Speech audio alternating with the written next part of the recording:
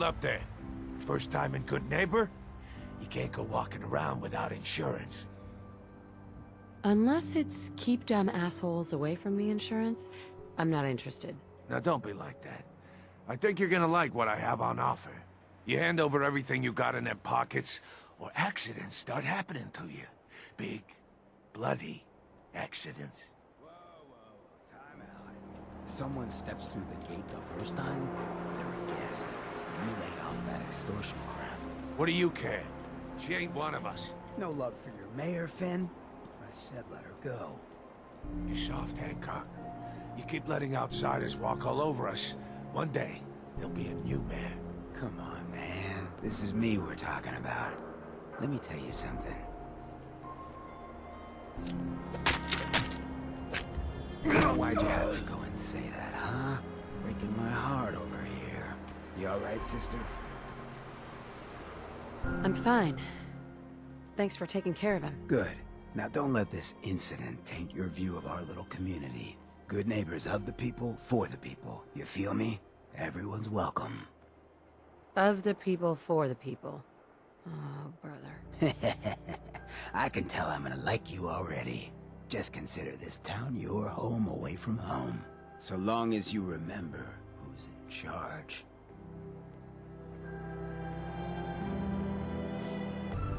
I don't know nothing about nothing.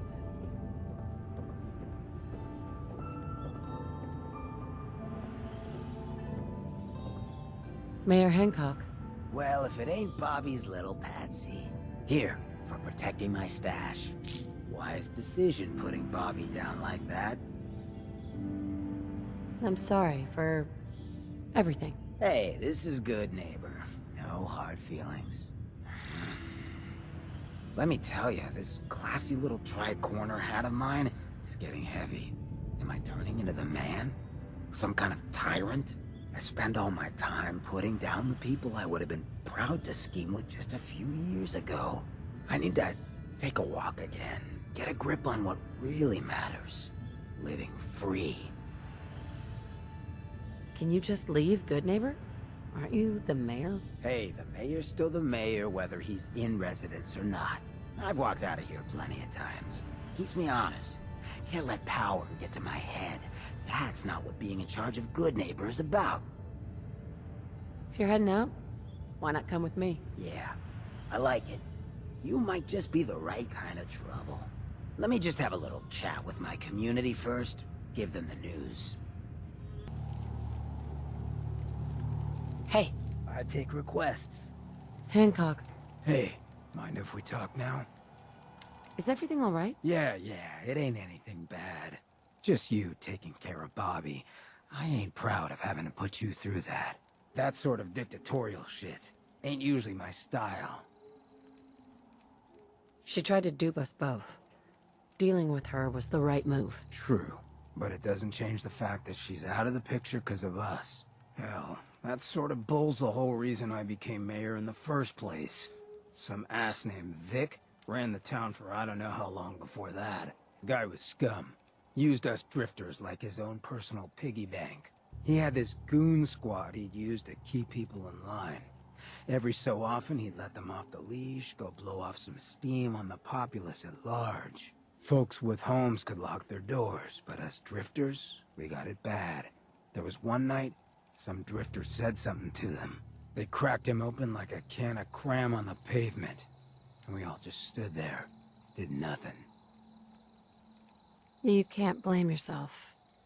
It sounds like you were outmatched. Probably would have killed you too. You're right. But it was still spineless. I felt like less than nothing. Afterwards, I got so high, I blacked out completely. When I finally came to, I was on the floor of the old state house, right in front of the clothes of John Hancock. John Hancock, first American hoodlum and defender of the people. I might have still been high, but those clothes spoke to me, told me what I needed to do. I smashed the case, put him on, started a new life as Hancock. After that, I went clean for a bit, got organized, convinced Cleo to loan me some hardware, got a crew of drifters together and headed out into the ruins, started training. Next time Vic's boys went on their tear, we'd be ready for them. The fact that you're standing here and Vic isn't would suggest things went well. Oh yeah. So, the night of, we all got loaded. Let Vic's boys get good and hammered. And burst from the windows and rooftops where we'd been hiding. They never even saw it coming. We didn't have to fire a shot. We didn't have to. But we sure fucking did. It was a massacre. Once we'd mopped up, we strolled right into Vic's quarters in the State House, wrapped a rope around his neck, and threw him off the balcony. And there I am, gun in hand, draped in Hancock's duds, looking at all the people of Goodneighbor assembled below. I had to say something. That first time I said them, they didn't even feel like my words. Of the people, for the people, was my inaugural address. Became Mayor Hancock of Goodneighbor that day. And from then on, I vowed I'd never stand by and watch. Ever again. And you're never going to have to. We'll take care of the Commonwealth together. Good. I just hope you get where I was coming from. I ain't out to bring harm to anyone that didn't earn it. Though I'm getting the distinct idea you got the same plan. Well, you probably heard enough of me running my mouth for one day. Wanna get moving? Hey. Shoot. Hey, Hancock. To think I ever doubted you. Thanks. You're not so bad yourself. I never get many complaints. It's just real rare these days. Find someone who's not willing to take things the way they're handed to them. Too many good folks not willing to get their hands dirty. And too many assholes taking advantage of it. Look at what happened to Diamond City. Before McDonough took over, it was a half-decent place to live. A little stricter than I usually go for, but not terrible. I thought he and I had a pretty happy childhood. But then he decides he's gonna try and get elected with his anti-ghoul crusade. Mankind for McDonough. Before you know it, you got families with kids lining up to drag folks they called neighbor out of their homes and throw them to the ruins. You and McDonough knew each other as kids? Oh yeah. Guy's my brother. Grew up together in a little shack on the waterfront. Guy was the standard big brother.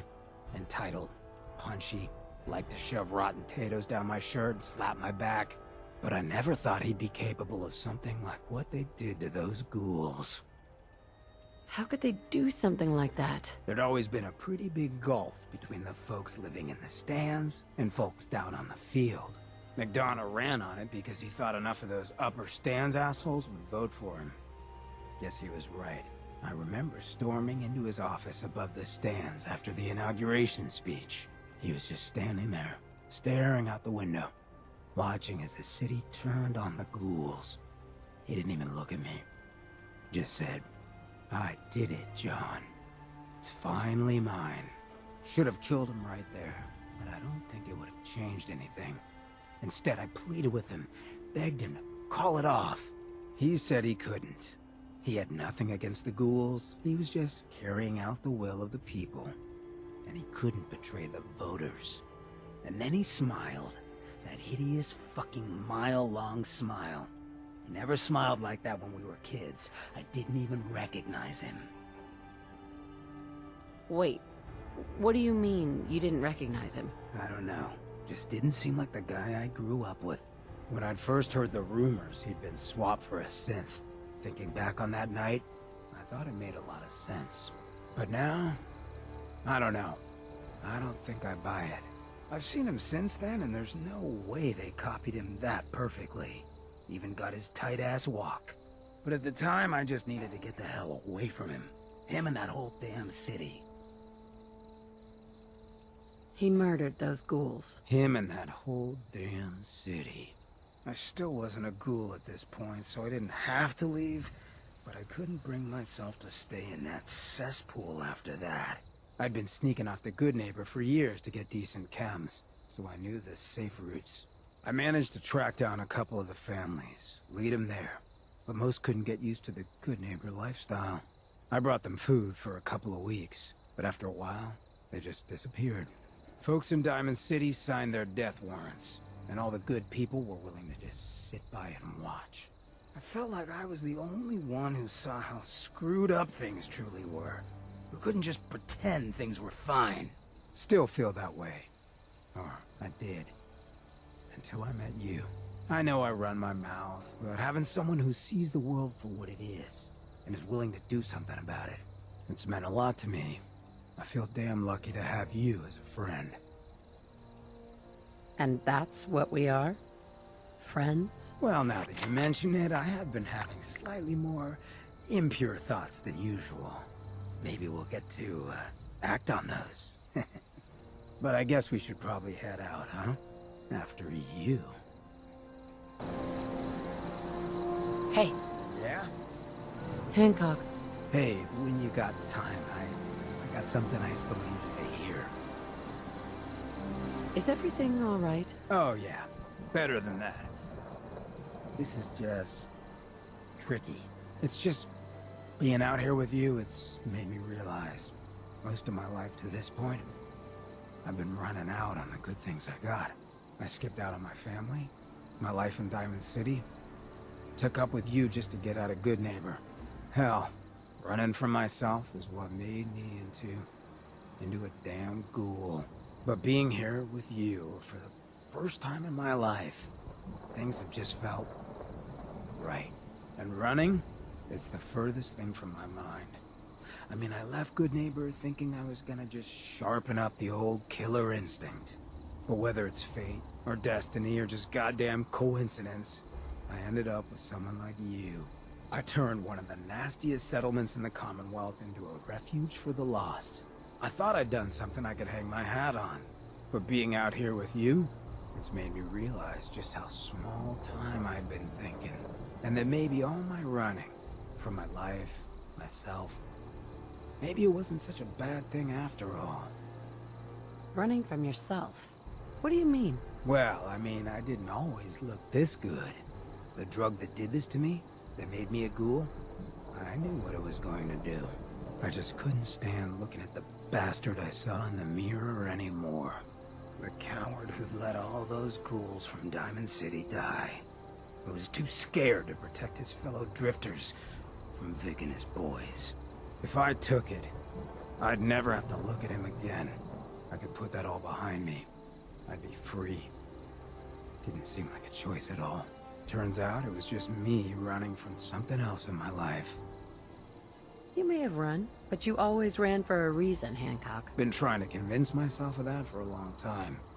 But hearing that coming from someone like you, I don't know if you understand what that means to me. So let me get to the point. Throwing in with you has been the best decision I've ever made. It's like I found a part of myself I never realized was missing. Which happens sometimes when you're a ghoul. If I hadn't taken up with you, I'd probably be in a gutter somewhere, getting gnawed on by rad roaches. You have been one hell of a friend. Have you ever thought about us as maybe more than just friends? Is that obvious? Come on, you don't want to wake up to this mug every morning. Never wished that on anyone I cared for. Who I fall for is my decision. And I've fallen for you. Wouldn't expect that kind of lapse in judgment from you. But I guess that works out for me then, doesn't it? Moments like this, I know all that karma stuff is bull. Because no one like me should be this lucky. Come on, love. Let's get this freak show on the road. Don't mind me. Just enjoying the view. Your thoughts? What we got feels better than the chems. Alright, maybe like 80% is good. Your thoughts? Most folks just don't know real living. Not like this. Your thoughts? You sure you want to be stuck with this ugly mug? Your thoughts? I'm gonna be real mad if this turns out to be one big jet flashback. Your thoughts? You and me together, the world ain't got a prayer. Your thoughts? Ain't been an easy road, but it was worth it to get to you. Your thoughts? Been going over in my mind what I could have done to get someone like you. I'll tell ya, there ain't a lot. Your thoughts? Never expected I'd ever meet my match. Nice to be wrong. Your thoughts? You got nothing to worry about with me covering you. Your thoughts? You and me together. This is my kind of freak show. Your thoughts? Most folks that run with me don't live out the day. I'm impressed. Your thoughts? Guess you were the piece I'd always been missing. That and that toe I still can't find. Your thoughts? You know, we figure out how to turn you ghoul. We could do this long term. Something to think about. Your thoughts? Nothing to lose but each other. Nothing else for now. Fine by me. Hancock, What have you got for me? I was wondering where you and I stand. Thanks to you, I finally know the place I belong. Right here, at your side. So I'd say we're all right. I just wanted to know how we're doing. Being here with you, best damn thing that's ever happened to me. I just wanted to know how we're doing. Words don't begin to do it justice. You're the best thing I got. Are things all right between us? I got you. Everything else is just details and drug paraphernalia. Are things all right between us? Sounds like someone's fishing for compliments. I got you. What else could I need?